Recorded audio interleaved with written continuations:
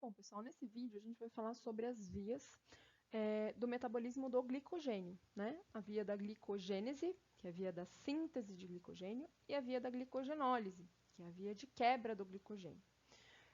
Não confundir, só lembrando, como eu falei em aula, não confundir a glicogênese com a gliconeogênese. Então, essa partezinha neo dá a ideia de novo. Então, quando a gente fala de gliconeogênese, é porque eu estou fazendo uma nova glicose a partir de alguma coisa que não era carboidrato.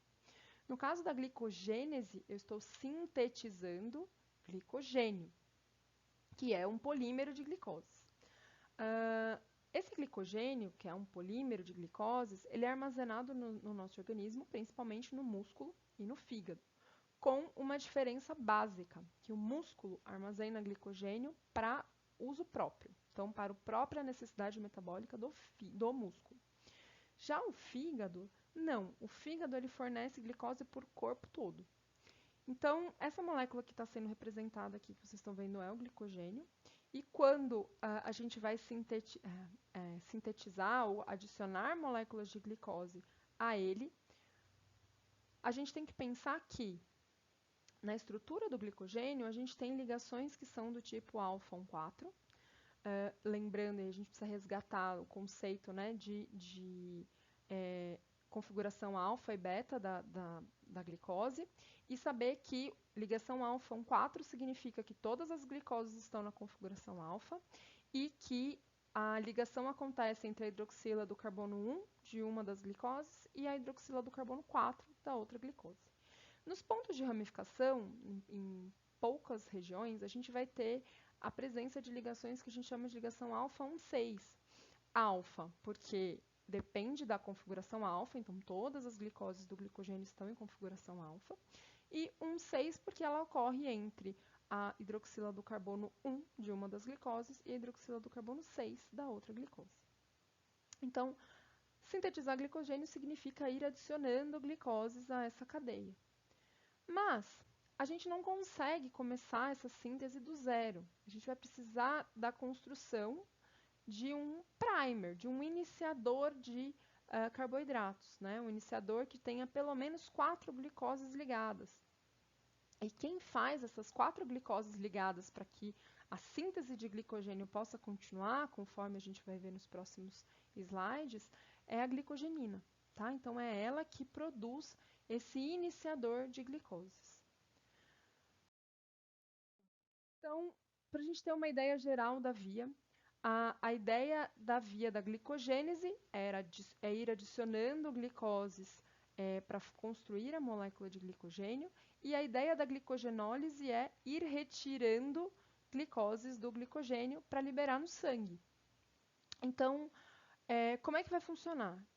A glicose, se eu tiver na glicogênese, se eu tiver na síntese de glicogênio, a glicose ela vai ser transformada em glicose 6-fosfato pela glicosinase. A gente viu em aula que essa mesma reação de glicose para glicose 6-fosfato, ela também é catalisada pela exocinase, que é o que acontece na glicólise. Por que aqui a enzima é diferente? Lembrem-se que a glicosinase, que é a enzima que está atuando aqui, ela tem uma afinidade menor à glicose do que a exocinase. Então, em termos práticos, o que isso significa? Que quando eu tiver pouca glicose, ela vai ser direcionada para gerar ATP.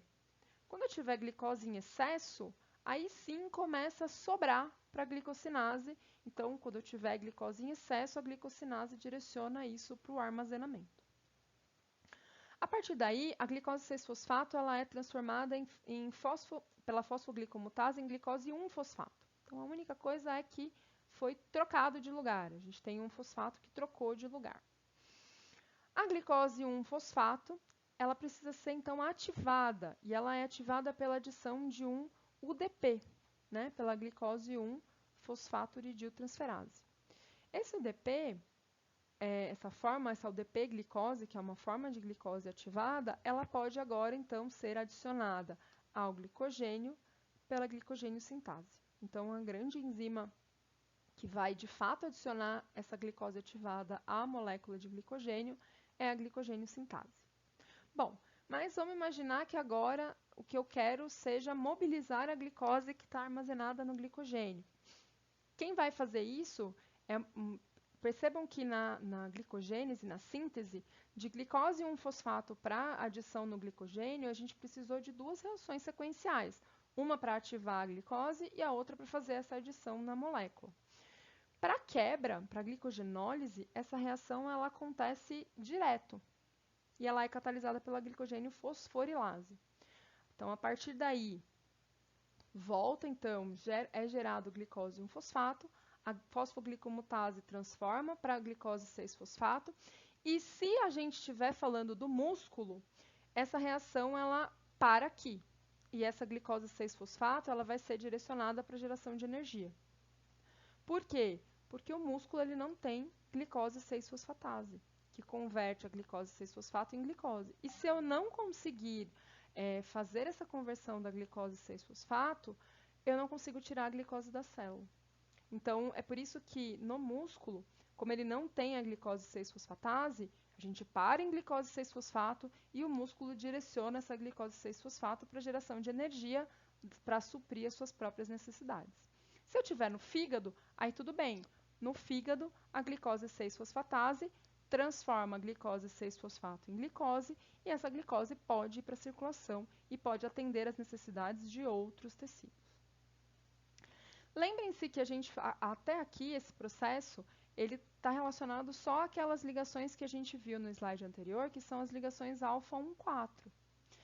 Só que a gente ainda tem as ligações alfa 1,6. Eu preciso construir durante a síntese e eu preciso quebrar durante a quebra do glicogênio.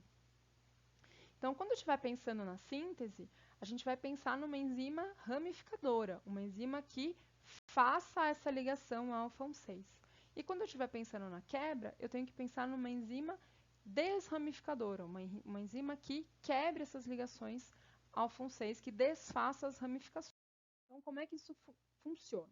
Se eu pensar na glicogenólise, que é a quebra do glicogênio, as extremidades, né, as ligações alfa 1,4 das extremidades mais distantes, elas vão sendo, então, quebradas, essas glicoses, elas vão sendo retiradas, sempre na forma de glicose 1-fosfato, que depois vai ser transformada, como a gente viu no slide anterior, pela glicogênio fosforilase.